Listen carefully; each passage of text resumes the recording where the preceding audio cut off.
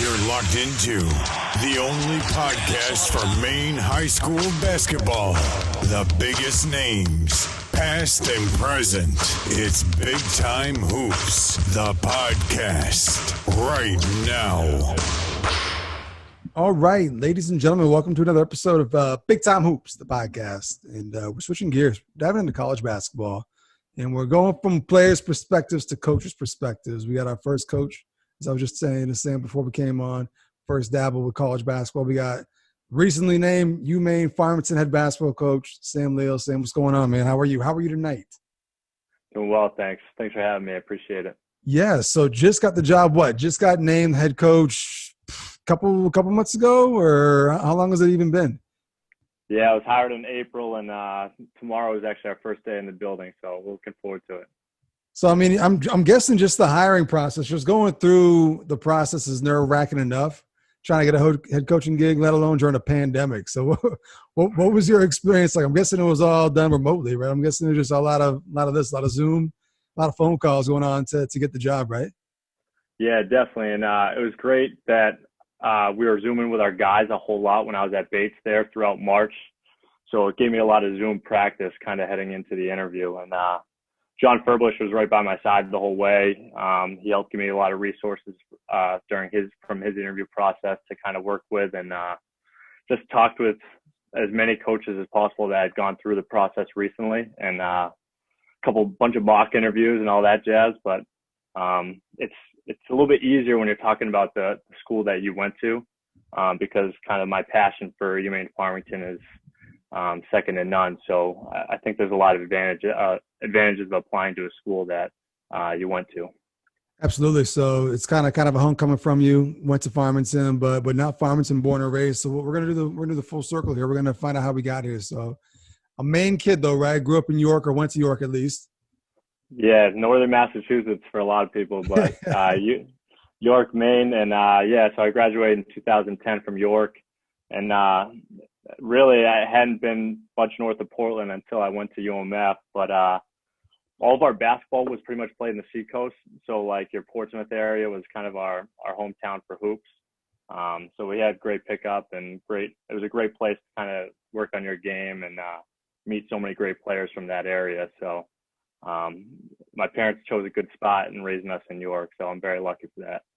What's the York hoops scene like, or in terms of like who you guys play? So I mean, you have like Portland and all the Portland schools and stuff like that. You guys are at the very, very bottom. So yeah.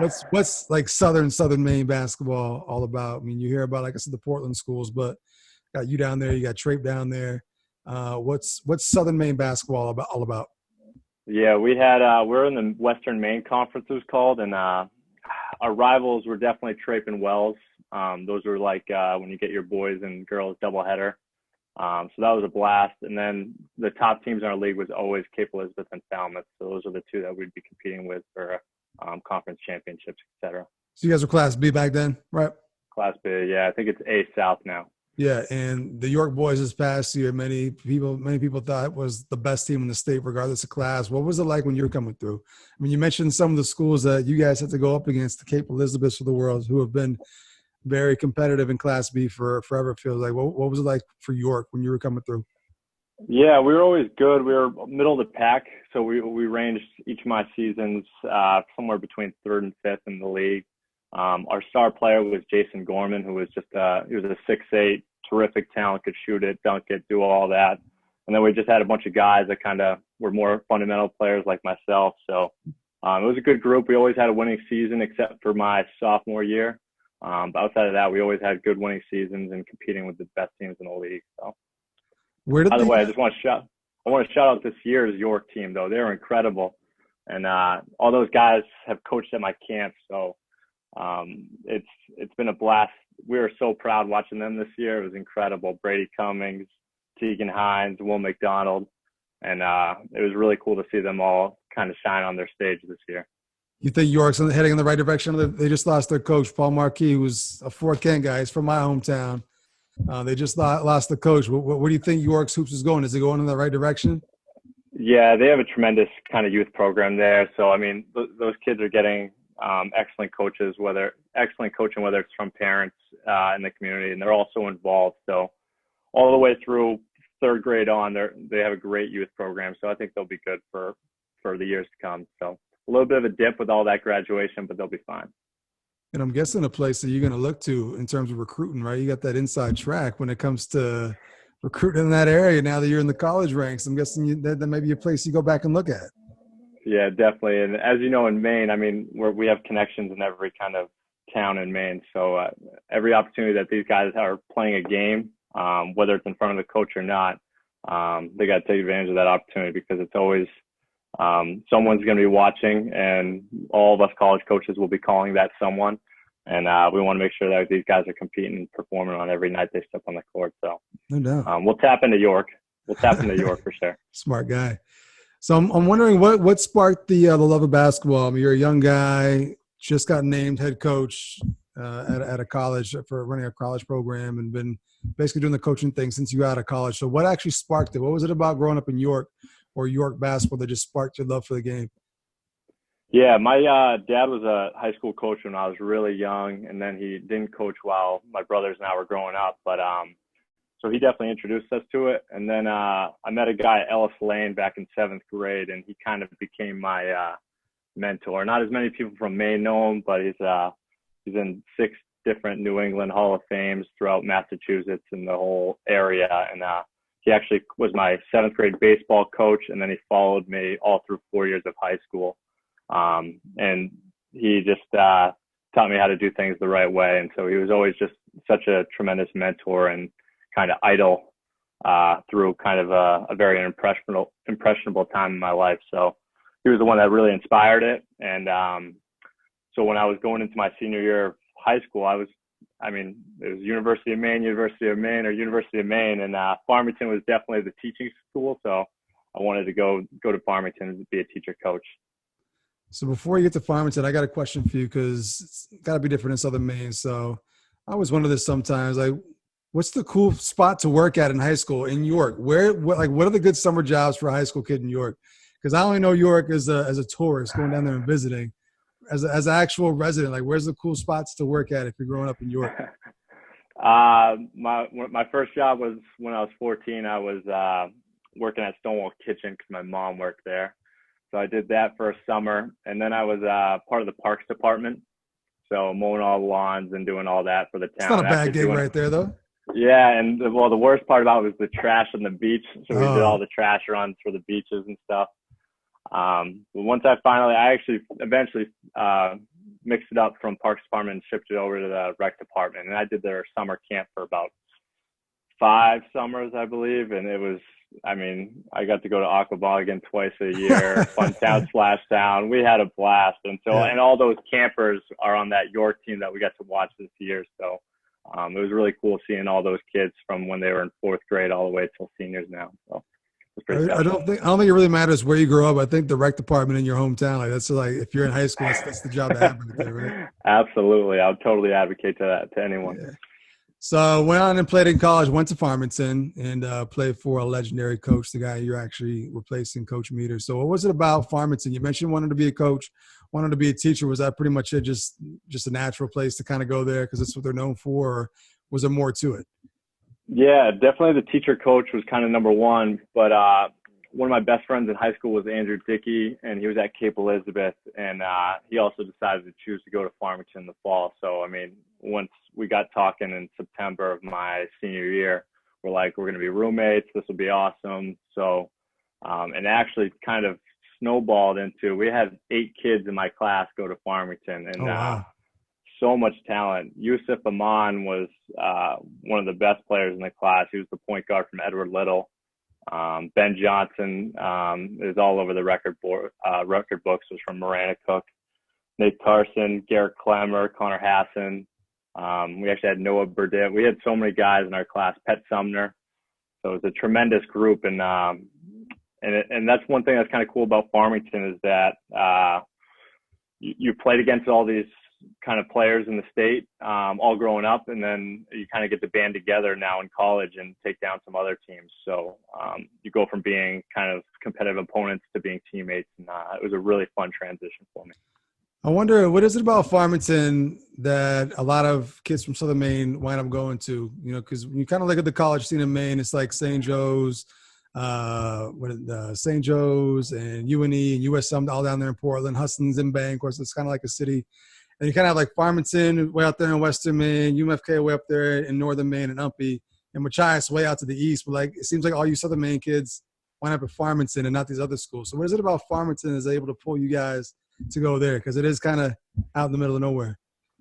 Yeah, I think it's a tribute to Coach Meter and like the incredible tradition of basketball he's had here for so long. And the alumni are teaching in the schools, and the alumni are everywhere. And the alum just speak so highly of the school. So if you're a high school kid and you're talking about all these different schools and you bring up Farmington and you have to be coming across a Farmington alum, you'll see their face light up and they'll start talking about it. And so I think all of those people just kind of speaking highly of the school and the experience that they had.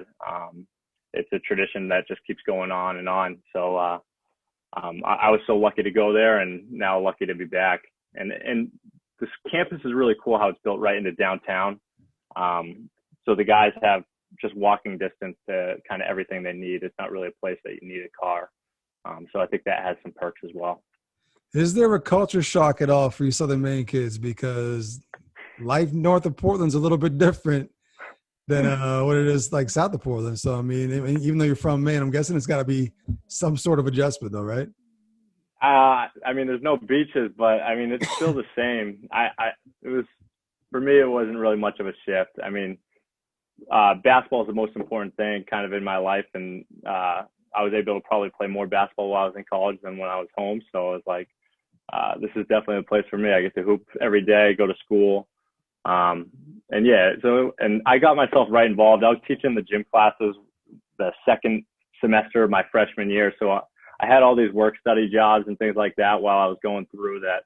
I just kind of became a part of the community, and it felt like home to me. So not much of a shift for me. So I don't know if I can speak for others, but it was definitely, I felt welcome.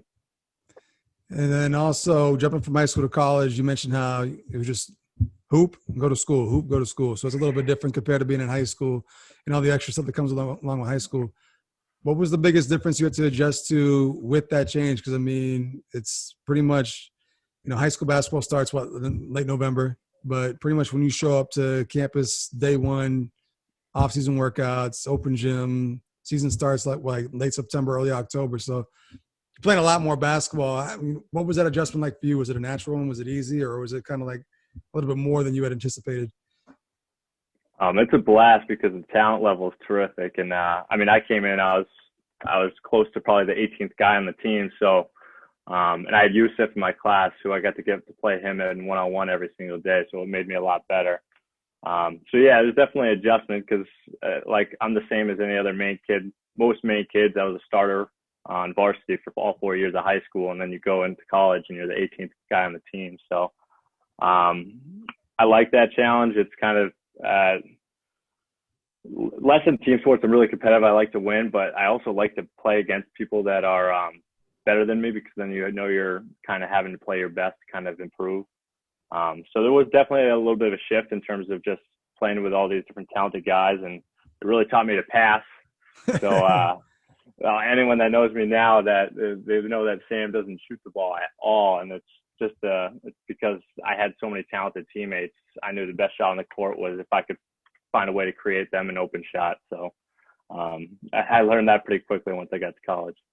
You mentioned Coach Meter being a big reason for why you decided to go there versus somewhere else. What is it about Coach Meter? What is it that he's built there that you kind of feel from day one in terms of culture and just the vibe that he created during his time there that just makes it so attractive and just kind of sucks these kids in? Yeah, he just lives the right way day in and day out, and I definitely like being told exactly what to do. And I mean, he does that. He keeps everyone in line. Exactly what his expectations are, both on and off the court. So I really appreciated the way he carried himself and the way he treated each of us. I may have been the 18th best player on the team, but he certainly treated me like I was just any other member of the team. So I really appreciated that. So And yeah, so he just did it the right way over and over again. He was so consistent, and we all knew we could count on him day in and day out. And so those are a lot of the different skills I've learned from him, and plan to continue as well. In terms of having role models and just mentors and stuff like that, if you want to get into coaching, you can't really get any better than that. Were you kind of self-aware from day one when you showed up, just picking things from the way he did things, just maybe taking certain things that he did or things that he implemented? Were you starting to kind of gather all these things from day one, or were you still not quite sure if coaching was going to be a thing for you after college? Yeah, I always knew I wanted to get into the coaching. So, I mean, I definitely did try to learn from him. Like any college kid, I wasn't as smart of a basketball player as you eventually develop over your 4 years. So it did take me time to kind of learn exactly what he wanted me to do to be able to be most successful on the court.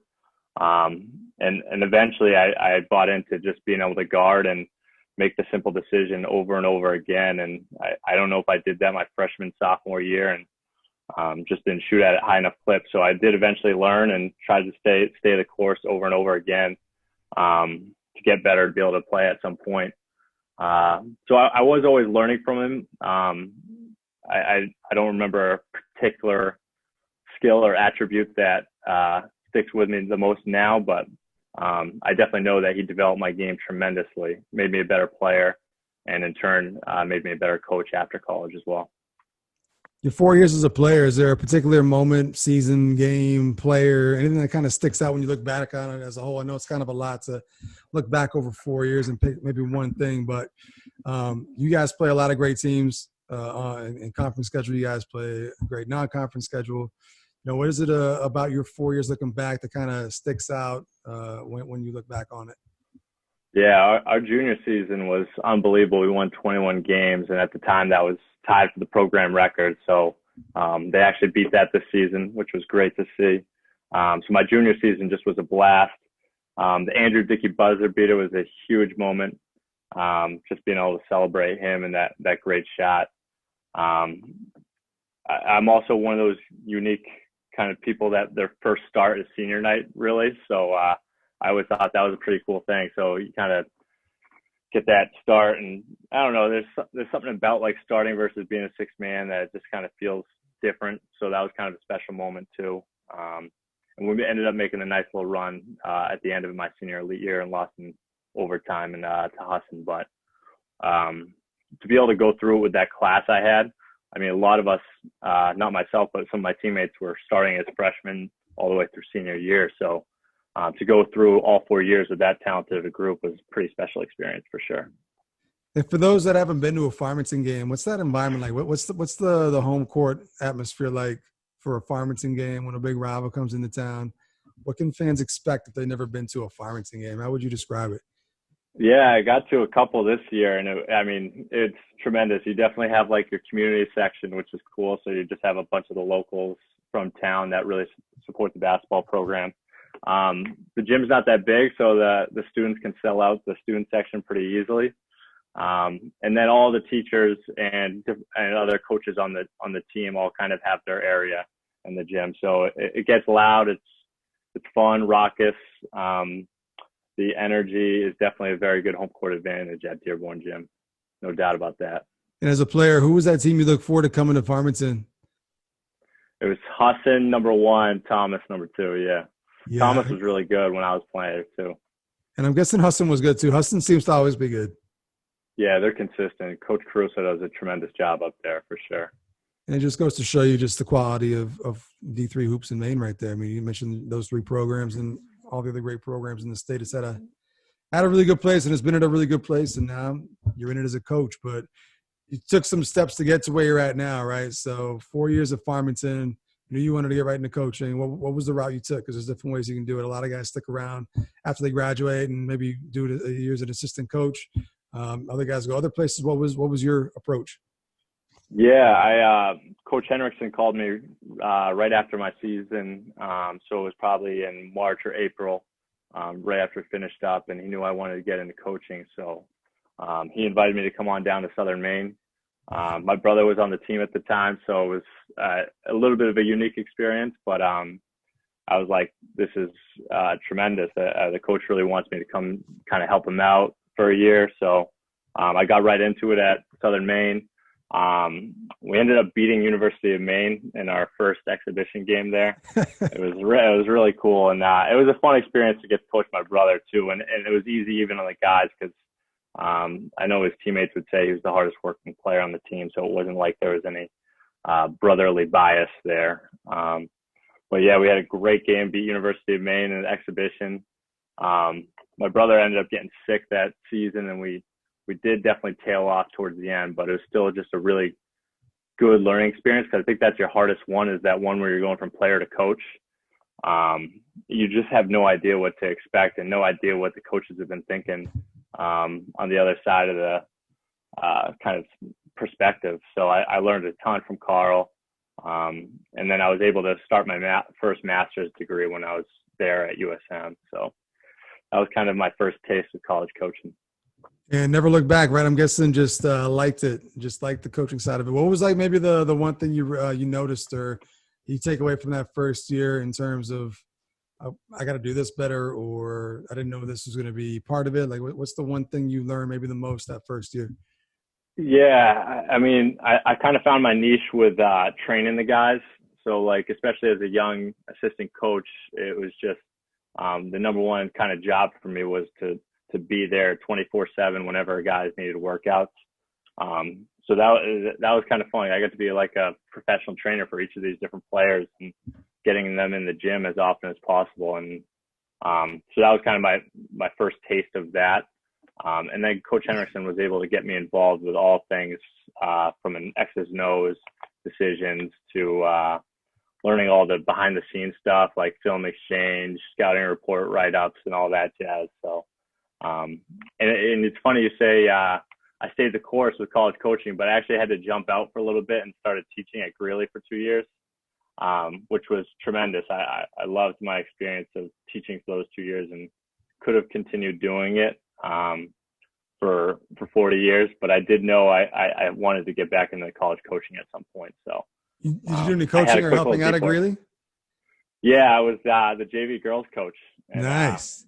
Yeah, we had a good time, and I learned a lot through that experience. And I'd been running camps throughout the summers for a little while at that time, so I had a little bit of experience with coaching on the girls' side. So I learned a lot then, and I also was bringing teams of high school kids over to Europe during those days too.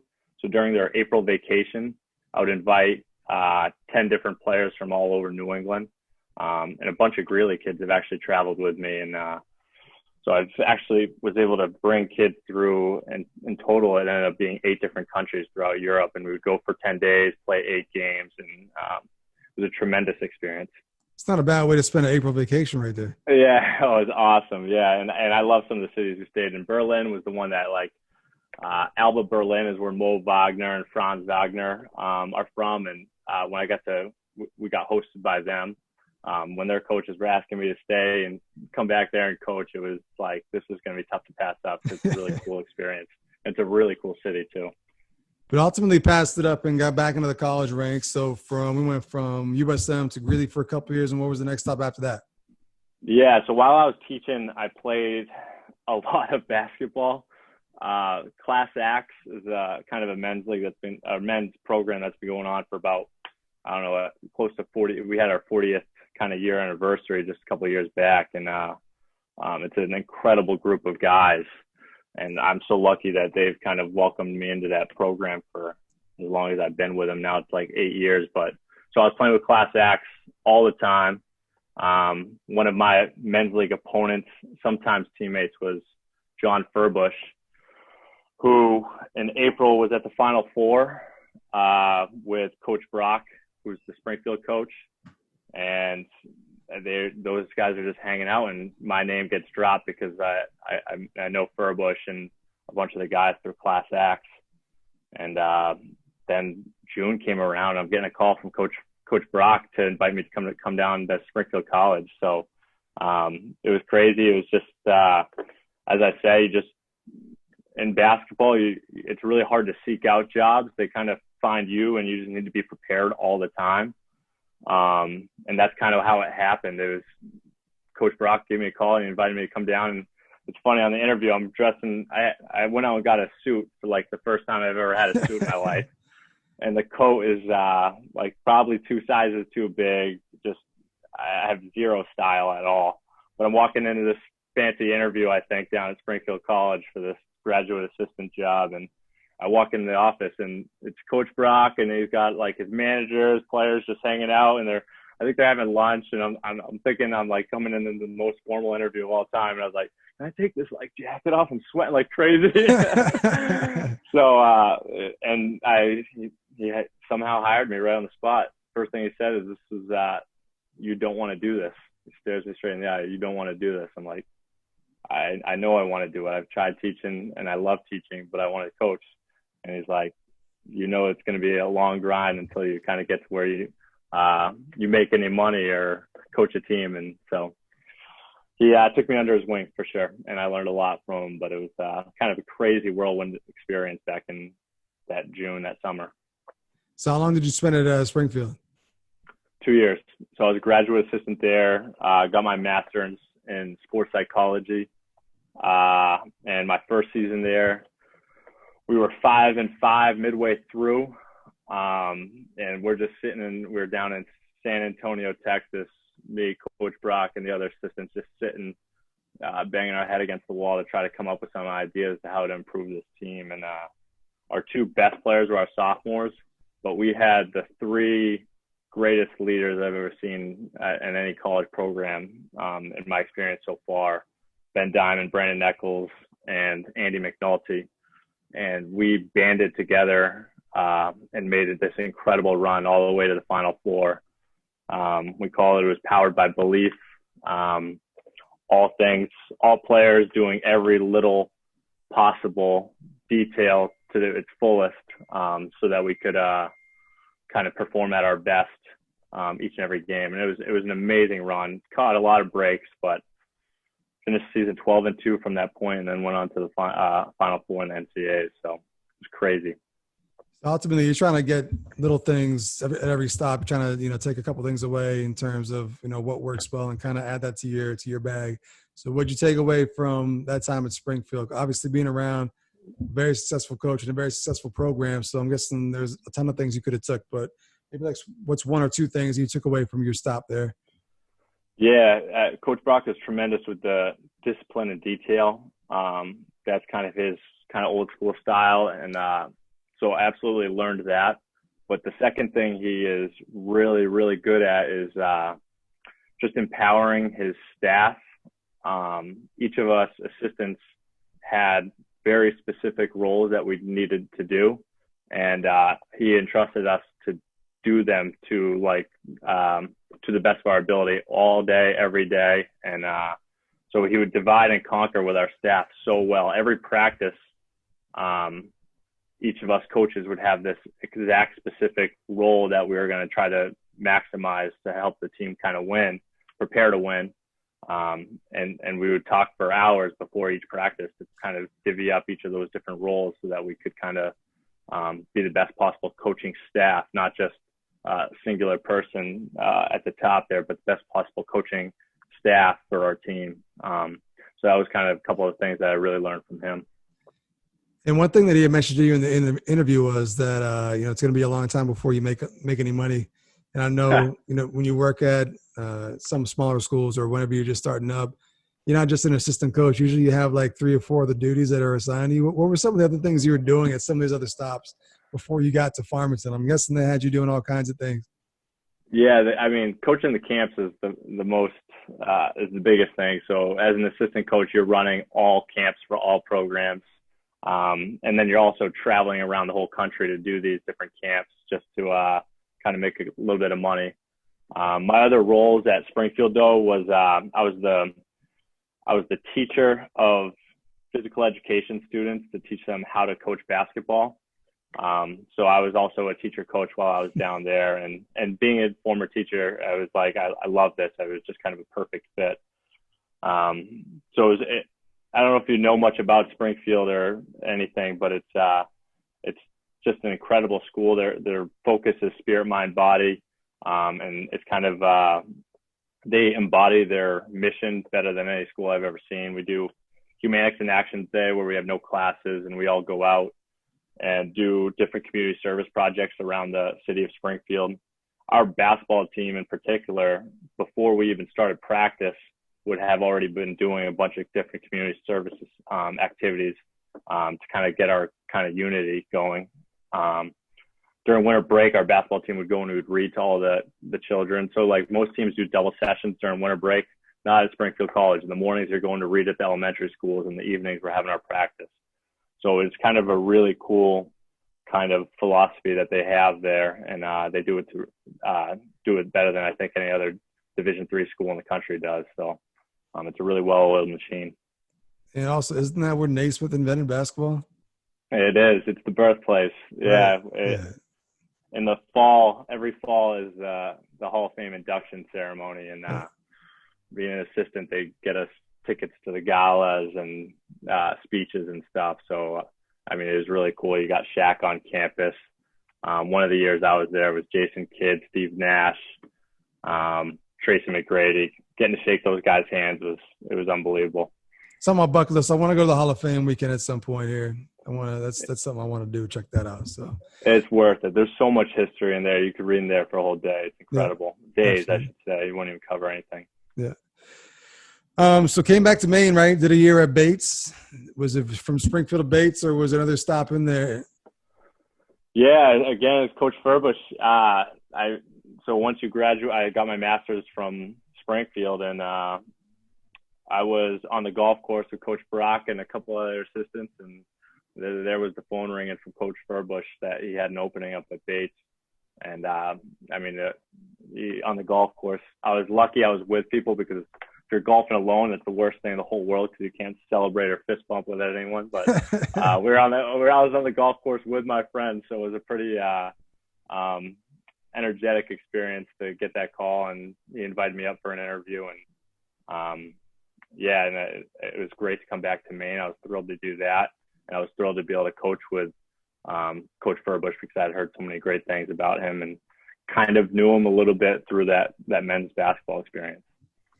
And also just another great program to kind of be attached to and to learn things. Ultimately, your goal was to be a head coach of your own program. So I'm wondering, being so young, were you ready for the opportunity to be there? Like, were you prepared that if the opportunity came for a head coaching gig that you were going to be ready to take it? Or were you still in the mindset as assistant coach, that's what I'm going to do, I'm going to gain that experience? Or were you ready to make the head coaching jump whenever that came? Yeah, I absolutely was. And I mean, one of my mottos, like I said, is just kind of the will to be prepared at all times. And even when doing the interview with Coach Furbush, I knew that the Farmington job would be kind of getting close to maybe opening sometime soon. And he respected that. And the other thing about that, though, is you're never looking forward. It's so important to be, as an assistant coach, be where your feet are.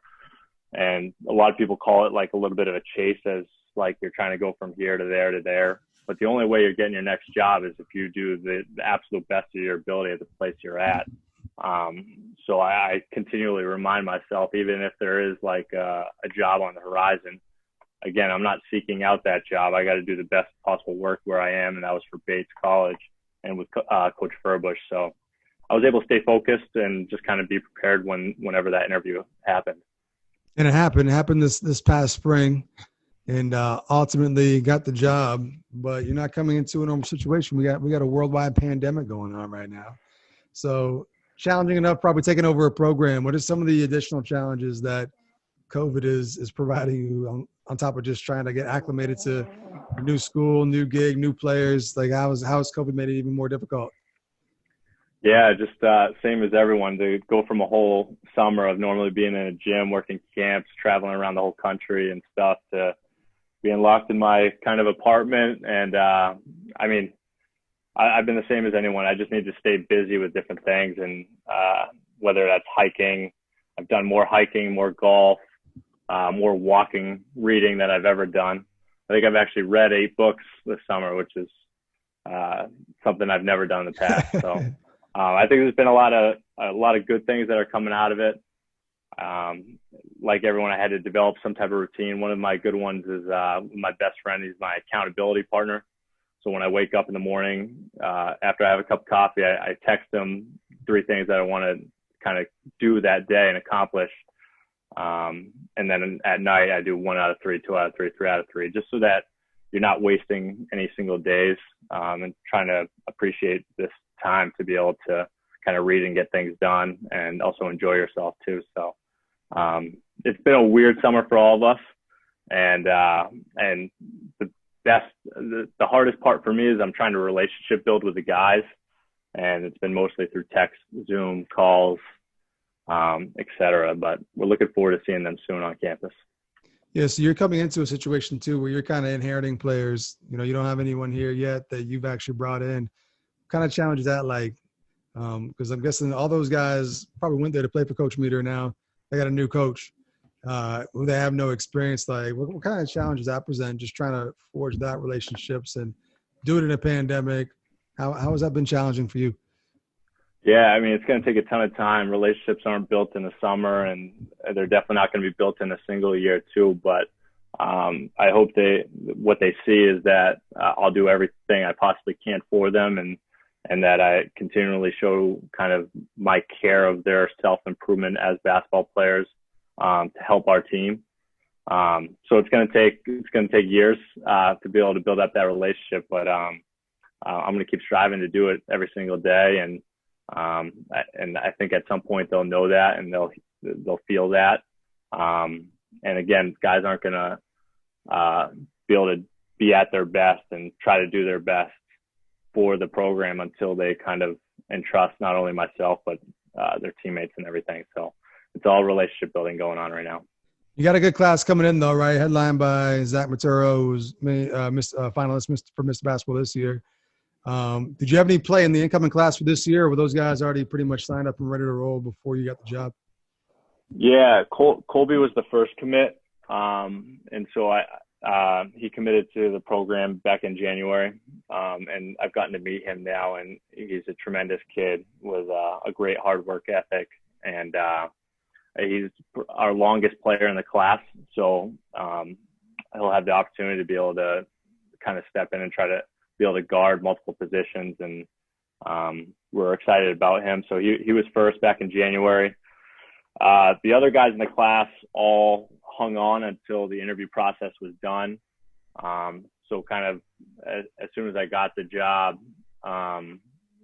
first it was talking with the returning players, but then it was getting on the phone with guys like Zach Maturo, Austin Brown, and they both committed within a couple of weeks, which was great. But again, they needed to hear who the new coach was. They needed to learn about me. I had to learn about them before they were able to make their decisions. So we were able to get them to kind of sign on pretty quick. Then the other guys, the other 3 are Brian Austin, Kyle Pashunik, and Nick Stroot. Brian, I've had a little bit of a relationship back, and I might have helped coach him in AAU when he was a 9th grader, I believe. And he's a terrific shooter, and it's something with really good guards like Zach and Tehran that can get in the lane, being able to knock down shots on the weak side. I think he can really do that. Kyle Pashunik played for my dad at Kennebunk, and he's a gym rat too. And he's also coached at my camp down in York.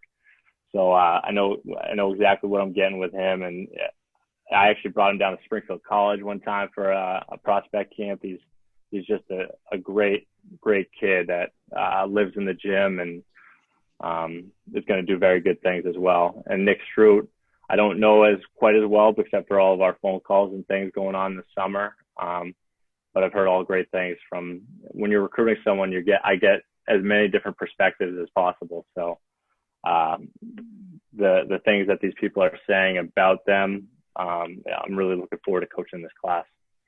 So one thing one thing Farmington's done well is get Maine kids to come to Farmington, right?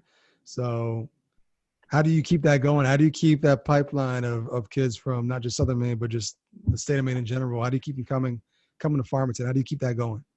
Yeah, again, with recruiting, it's a lot of relationship building and building up trust, and I'll try to do that with as many different Maine kids as possible. And some will choose to go out of state to kind of experience something different, but some will continue to choose Farmington because of its great tradition, and hopefully because I've built up a good relationship with them, that they know that if I'm taking a chance on them, that I really believe in them and believe that they can contribute to the team's success, and they want to be a part of that. So again, I'll stay on as a bunch of kids throughout the state, and we'll pick and choose the ones that we want to continue to stay on that we think can make a good impact.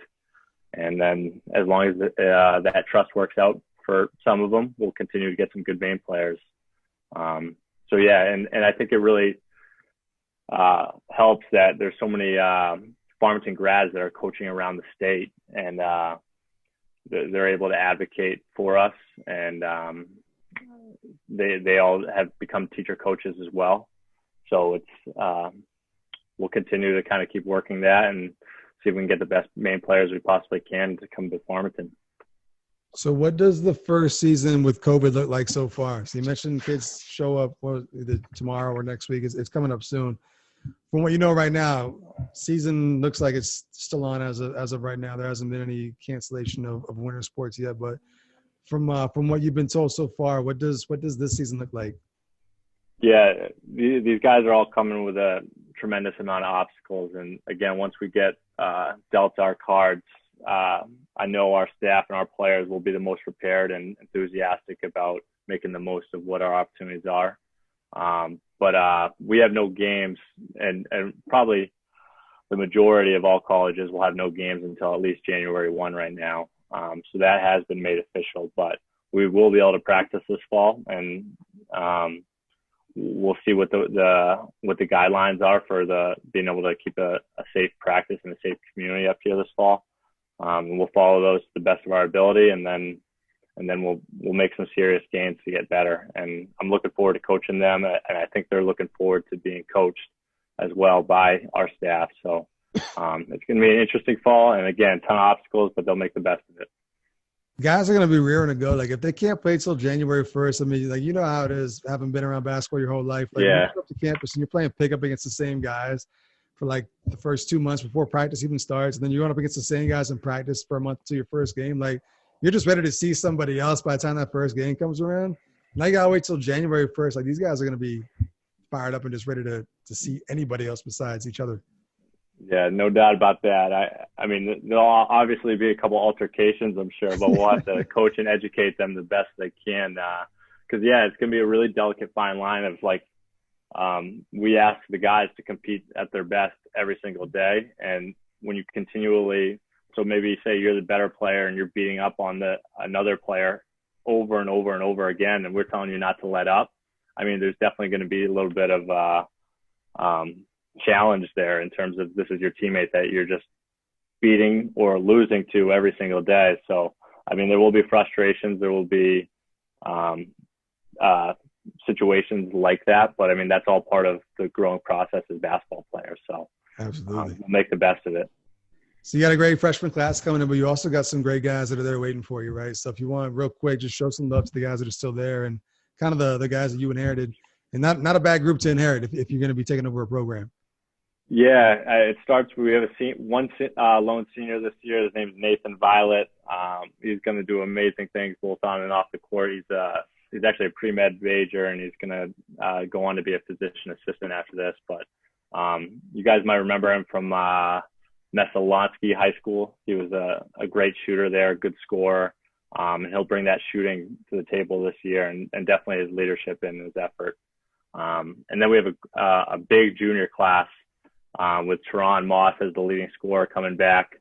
And again, he's someone that just plays so unselfishly, but also has this great competitive drive that when he knows he needs his teammates need him to take over, he does. So it's really cool how he kind of starts the game by facilitating and creating for everyone. And then in those big moments, when we all need him to count on him and he wants to take the big shot, he'll do that. So he's a really talented rising junior. Jack Kane is the big guy, kind of anchors the middle. And he's someone that just keeps getting better over and over and over again. So just if people have seen him in high school to where he is now, it's pretty remarkable the changes he's made to his game. He caught an alley-oop from half court last year. So, that's pretty special skill to have right there. I'm going to roll through these other guys pretty quickly here, but you have Kyle Donlin, who's also a workhorse, kind of a 3-and-D guy.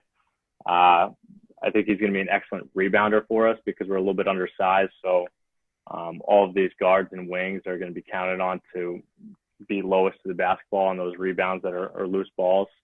And Kyle can do that. He's also one of our strongest guys. Drew Story is a supreme athlete. He's from those great Greeley teams. And, he can get up and down the court, probably the fastest on the team. And so we'll look to use his length and athleticism to be very good. Then we have a nice group of sophomores coming back with Jordan Hawkins, Zach Brown, Amon Hagos, and Mark Mayo. Again, they all haven't had much in-game experience yet, but with the graduation of 4 1,000-point scorers last year, they're eager for the opportunity that's in front of them. And then also we have a couple more rising juniors, Nate Poulin and Silas Molar, who again haven't had the opportunity for in-game experience yet. It's been limited, but that's what's kind of cool about coming in as a coach when you've graduated so much talent. And now we have a lot of youthful players that are going to be so eager for the opportunity to get on the court. So should make for a really competitive fall because it's kind of a proving ground for these guys to be able to see who's going to earn minutes throughout the season. Absolutely. So definitely going to be a team to watch. And hopefully things start up sooner than later and things go on as planned.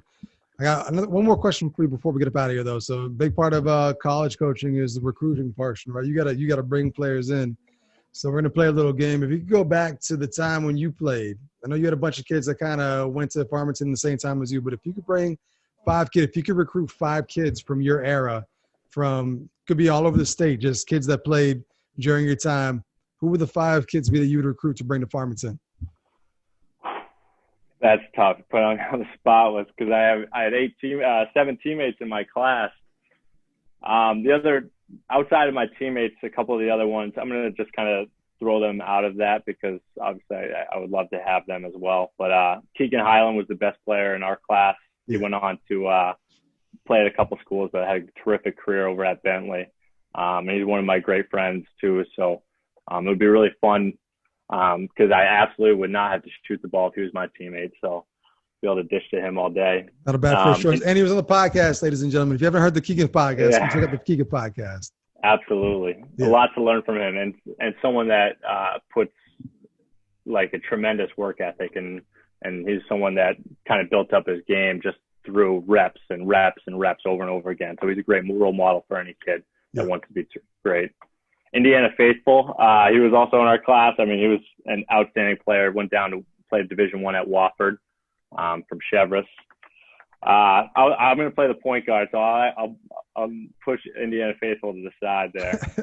I need 2 out-of-state guys. The Seacoast boys are Harry Rafferty, who played at Wesleyan. He was the culture carrier for Seacoast basketball, and he was actually that down at Wesleyan too. But he was that guy when he sent out our pickup text that if you were the 11th guy to respond, you weren't showing up because we only wanted 10 guys 5-on-5 over and over again. Yeah. And so he was the organizer of all Seacoast basketball, and it was really, really fun. So I got Keegan, I got Harry. I would love to steal in Duncan Robinson from the Seacoast as well because, again, he was a gym rat, and we absolutely love watching him play now down at the Miami Heat. So I'll take Duncan. I'll come back to Maine. Dom Borelli from Westbrook. would be another one, kind of anchor the paint. I think he played at St. A's, right? Don Borelli, do you remember? I don't know where you wound up. Yeah, I think he played at St. A's. He was a terrific kind of inside-out basketball player.